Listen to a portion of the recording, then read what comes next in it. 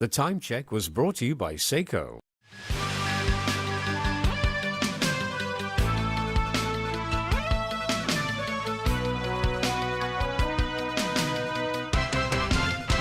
Welcome back to TVB News.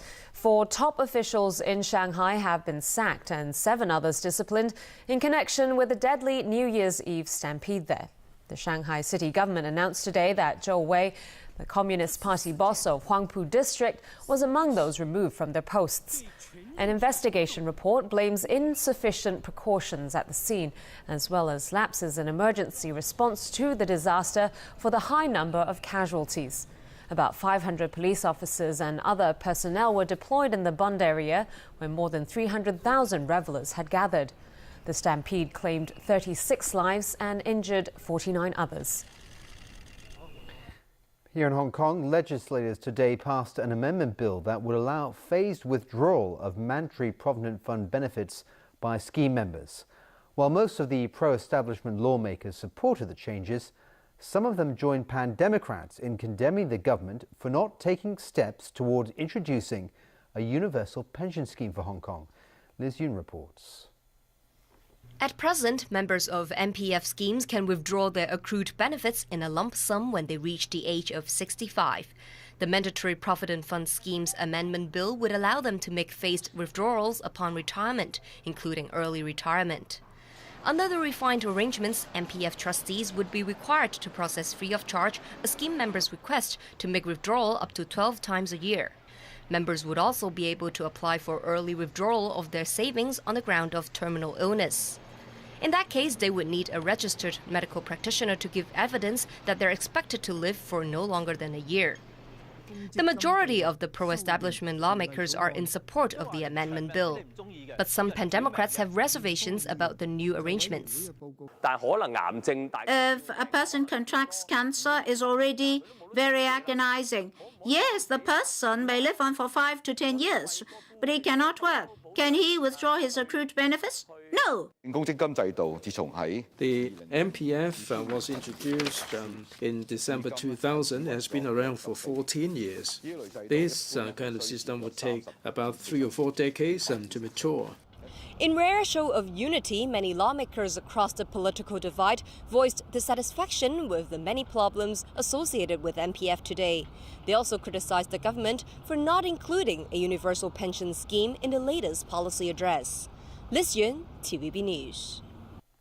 Customs officers have seized 600,000 sticks of illicit cigarettes in an operation at the Lok Ma Chau checkpoint. 1 person was arrested.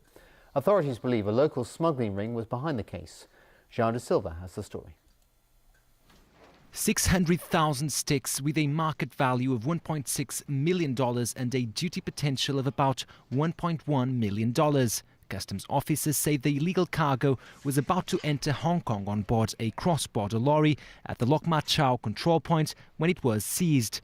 The 28-year-old driver was arrested. Customs officers say the cigarettes were packed in batches according to orders placed by local buyers and were ready for quick delivery. We trust they are the local syndicate. They smuggle the cigarette from mainland into Hong Kong and then fast distribute to the buyers. The Customs and Excise Department says this case is still under investigation. The cargo had been initially declared as 243 boxes of printer parts and 6 boxes of packing cardboard. But upon X-ray examination, officers detected the cigarettes concealed in hollow spaces inside the cardboard stacks. It is only the 3rd time since 2012 that the Customs and Excise Department seizes illegal cigarettes concealed in this way. Customs officers say that's because smugglers keep changing their methods in order to avoid detection. João da Silva, TVB News. The opening hours of 59 post offices will be shortened starting from the 2nd of February. Most of the small and medium-sized post offices affected by the new arrangement will close half an hour earlier at 4:30 p.m. on weekdays. Some branches will push back their opening hours. Hong Kong Post explains that not many people use these branches and the areas they serve also overlap with other branches. The new arrangement aims to improve the overall efficiency of postal services. Hong Kong Post recorded a loss of $100 million 2 years ago. This was significantly reduced to $2.6 million last year after cutting operational costs. After years of unsuccessful attempts at mating, Ocean Park pandas Lele and Yingying will join the National Giant Panda breeding program. But their offspring may not be staying in Hong Kong. Owen Feng reports. Yingying and Lele are already 9 years old. For several years, they've been trying to produce offspring but without any success. This could change soon as the two animals will join a National Giant Panda breeding program. It's coordinated by the Giant Panda Protection and Research Center of China, which is based in Wolong in Sichuan. Under the program, Lele's sperm may be sent to the Center for Artificial Insemination. Yingying may also be inseminated by other giant pandas from the center. This could be done by either transporting the sperm to Hong Kong or taking Yingying directly to the center. And since the breeding season for pandas is between March and May, the center hopes to make the necessary arrangements by next month.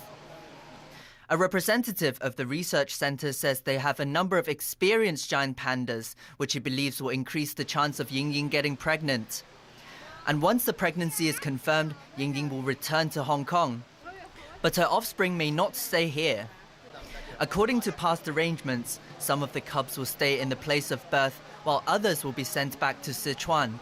The exact arrangements, however, is yet to be confirmed. Owen Feng, TVB News. All right, Tony, over to you for sports. That's right, some more tennis from Australia.